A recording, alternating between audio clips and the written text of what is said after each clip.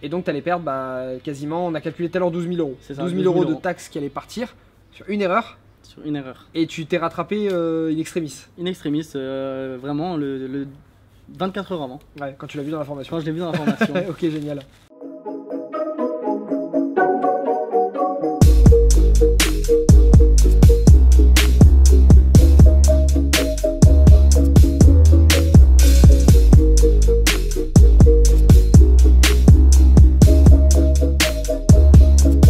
Et salut à toi futur rentier, c'est un plaisir aujourd'hui de te retrouver dans cette nouvelle vidéo avec Fabio. Bonjour. Je te présente encore un petit jeune parce qu'il a 19 ans. Alors Fabio va se présenter, on va te présenter son appartement aussi, il a fait une petite merveille. Donc vas-y, je te les laisse, présente-toi, explique-leur un peu d'où tu viens. Bonjour, je m'appelle Fabio. Donc j'ai 19 ans, j'étais indépendant, je suis en reconversion professionnelle. J'aimerais ouvrir mon entreprise de location de bateaux. Et voilà, donc j'ai acheté l'appartement il y a quelques mois de ça et puis je l'ai revendu, on est en attente d'un crédit. Bon là il est en revente, c'est-à-dire qu'il a signé le compromis de vente. L'acheteur est en cours de financement, donc il devrait y avoir l'acte final. Ça sent bon le financement ou pas du coup?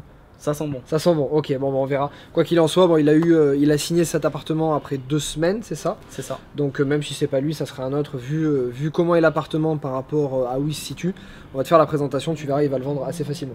Donc écoute, ce qu'on va faire, c'est que on va oublier, on va se faire une visite à deux, tu vas me présenter un peu l'appartement. Moi j'ai fait en sorte, tu vois, de pas trop te poser de questions avant pour découvrir sur place. Tu me fais la visite de l'appartement, on repart du début. Et voilà, tu m'expliques un peu comment tu t'es pris pour faire les travaux, on va tout leur montrer, ok? Allez, pas de soucis. Allez, vas-y, je te suis.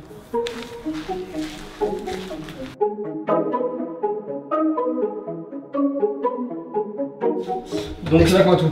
Donc là en rentrant, j'ai créé une corniche.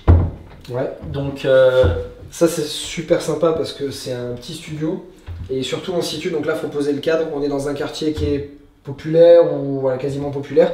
Donc en fait le type d'appartement pour cette gamme c'est quand même assez rare et surtout voir une corniche dans un studio de 20 mètres carrés dans un quartier comme ça se voit quasiment pas, donc de suite tu fais une différence. C'est ça. Ok. J'ai essayé de faire vraiment une différence par rapport aux autres. Donc là on rentre, on rentre dans la salle de bain. Donc j'ai essayé d'associer un petit peu les couleurs. Donc j'ai mis de l'imitation marbre au mur. Voilà, donc j'ai fait dans le teint un peu noir. Donc j'ai mis une robinetterie noire, mat, bien mat, pour faire ressortir le carreau en marbre. Et j'ai créé une verrière. Ça c'est super sympa. Gros plus. Ouais, gros plus. Ça me rappelle un achat revente que j'ai fait aussi, j'avais fait ça sur une chambre, mais ça j'adore. Très sympa, en plus on le voit assez rarement dans une salle de bain. Et ça t'a coûté cher parce que la robinetterie comme ça elle a l'air quand même très sympa. En noir mat comme ça t'a coûté cher? Ça m'a pas coûté énormément cher, j'ai réussi à faire une bonne affaire. Ouais. J'ai trouvé une bonne promotion. Et donc voilà, après j'ai mis un bel évier où j'ai fait aussi une promotion là-dessus. J'ai mis une promotion là-dessus. Et voilà, j'ai fait la verrière, donc bien sûr il y a un store. Pour les gens qui se posent la question, on peut fermer si on a des invités. Et voilà. Ok, génial. T'as eu des soucis particuliers? Comment était l'appartement avant? Donc on montrera les photos avant et après. Mais il me semble que la salle de bain n'était pas comme ça. Non, elle n'était pas comme ça du tout. En fait, la salle de bain était beaucoup plus petite. Elle s'arrêtait au début de la corniche. Donc elle s'arrêtait ici. Ça faisait vraiment une petite salle de bain et on avait la cuisine qui était encastrée, en fait qui donnait sur le salon. Donc tu avais la cuisine qui était juste là derrière. Qui était juste là derrière. On avait une cloison qui était ici avec la cuisine derrière. D'accord. Donc j'ai décidé de basculer la cuisine dans la loggia, dans l'ancienne loggia où il y avait déjà la baie vitrée mais les volets étaient là. Donc on a préféré mettre des volets un store électrique.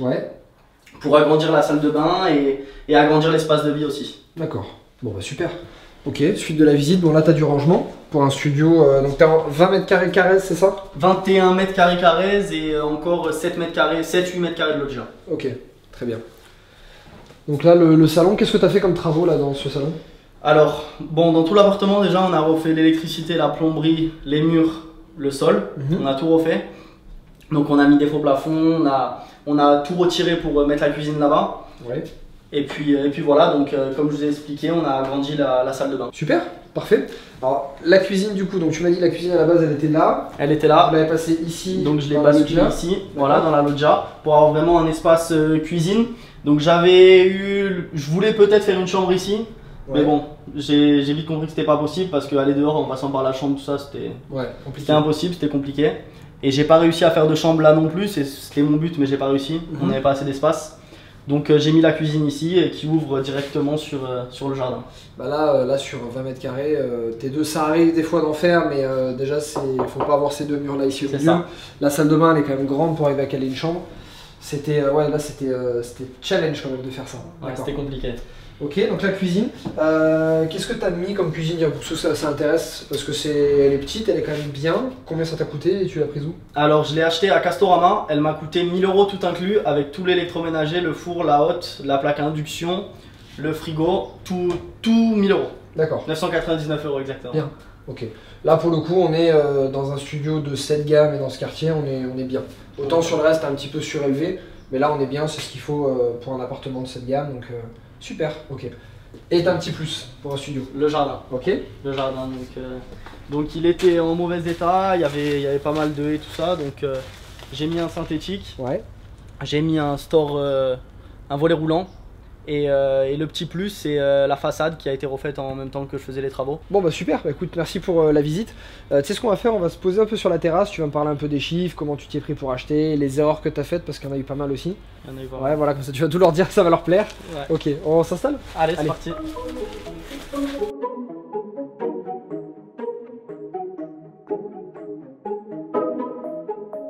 Bon super, je te remercie pour cette visite.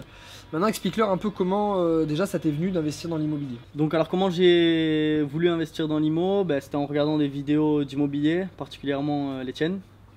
Donc ça m'a toujours plu et puis j'ai eu cette affaire là qui m'est venue, donc j'ai pas réfléchi. Ça s'est fait en 2 jours. En 2 jours j'ai réussi à voir En fait j'ai été voir le courtier et l'affaire, quand je suis rentré la première fois dans l'appartement, je me suis dit ah non, j'achèterai jamais un truc comme ça quoi. Il est moche. Ah il est moche. Comme t'as vu sur les photos. Quand je suis sorti sur la façade et tout, je me suis dit mais c'est moche, j'achèterai jamais ça. Et en fait j'ai fait une offre qui est passée et puis j'ai fait les travaux. Pourquoi tu l'as acheté quand même alors? Parce que j'ai vu qu'il y avait du potentiel. J'ai vu qu'il y avait pas mal de potentiel et donc je me suis lancé, j'ai fait les travaux moi-même avec mon père. Je sais, ça a été une bonne idée niveau chiffres, ouais. Mais niveau temps, on a passé 3 semaines, mais bon, on a travaillé pas mal. Ouais.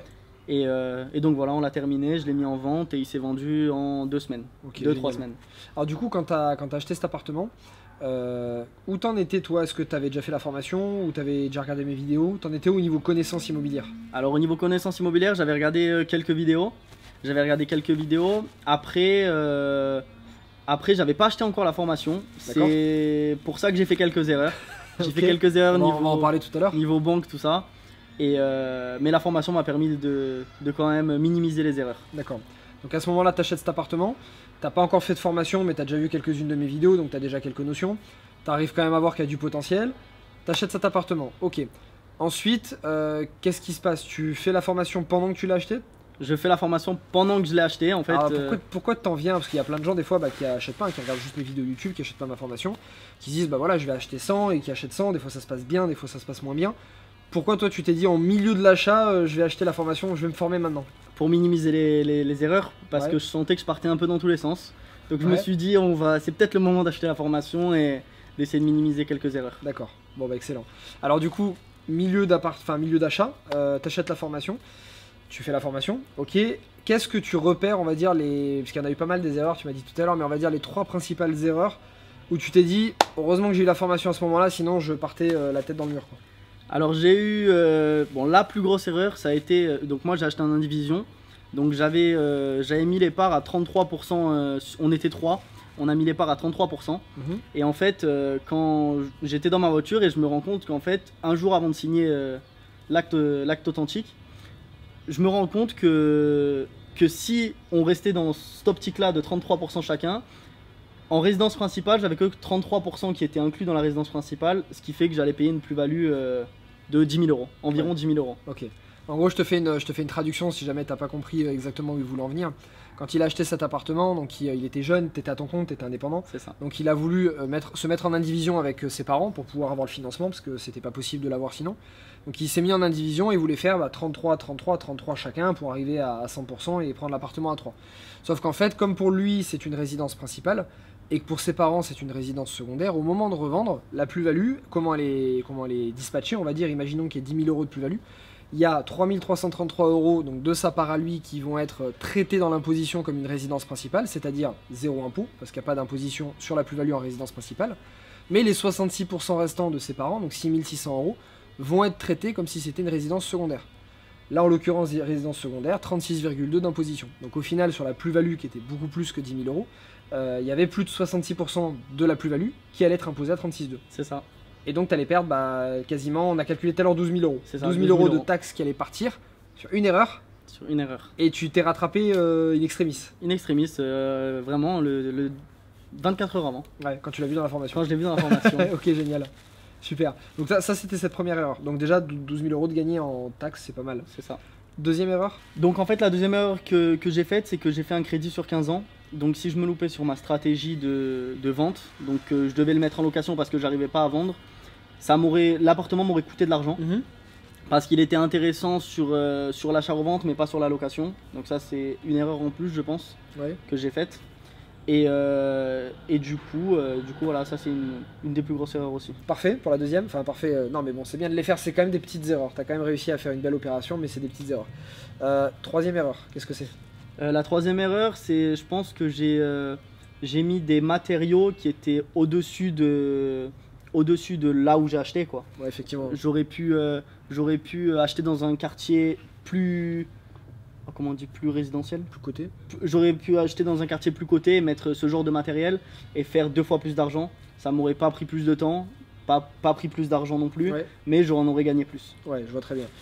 Mais on l'a fait tous cette erreur au début. Peut-être que si tu me regardes, tu l'as déjà faite. Moi, je l'ai faite sur mon premier studio à Budapest.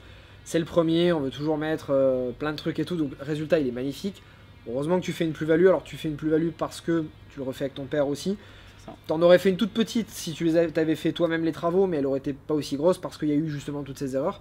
Mais au final, maintenant que tu sais le faire, cette rénovation que tu fais exactement la même dans quelques quartiers dont on a parlé tout à l'heure, donc dans des villes qui sont à côté, au lieu de faire 20 000 € de plus-value, tu fais 30-35 000 et en faisant faire les travaux sans les faire toi-même. C'est ça. Parce que maintenant tu sauras faire pour les prochaines fois. Okay. Voilà. Bon bah écoute, super, génial. Voilà, 3 erreurs que tu pourras éviter du coup. Parfait, alors maintenant pour ces chiffres, donne-nous un peu les chiffres de l'appartement, combien tu l'as acheté, le montant des travaux, même si tu as refait toi avec ton père, et combien tu le revends là maintenant. Alors j'ai acheté l'appartement 79 000 €, donc j'ai rajouté les frais de notaire, les frais de banque et les 7 500 € de travaux.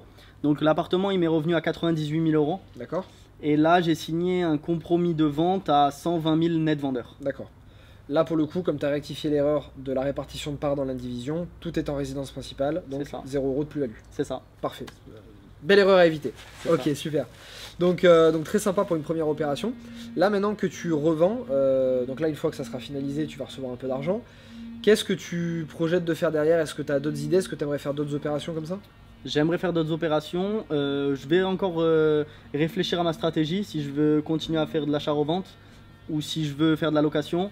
Mais en tout cas, je m'arrêterai pas là.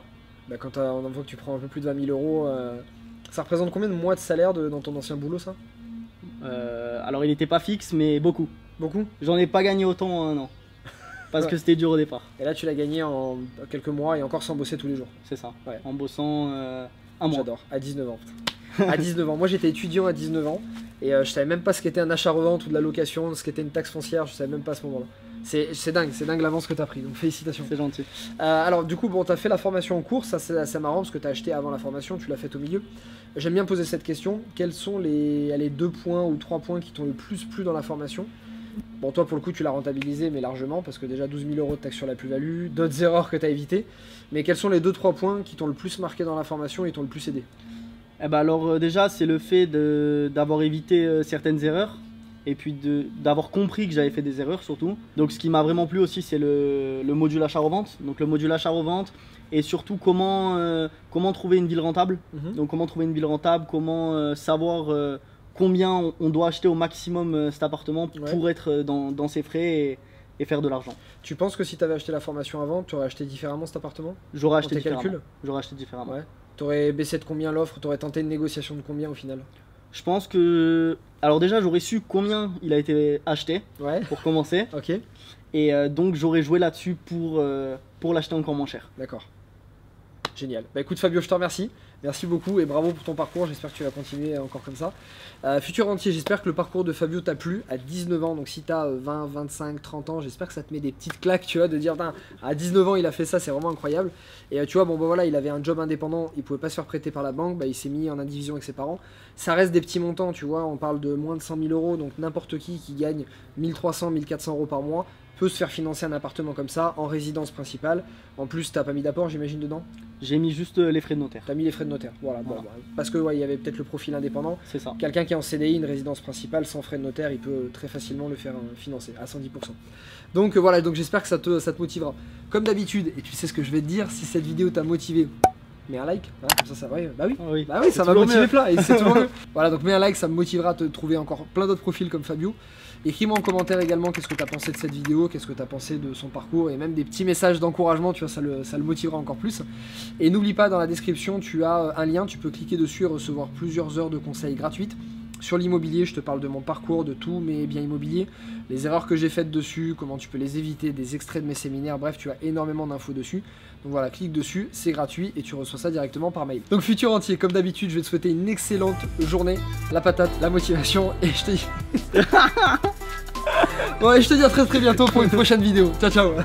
Bon, super, excellent. Bravo. Merci à toi, c'était top.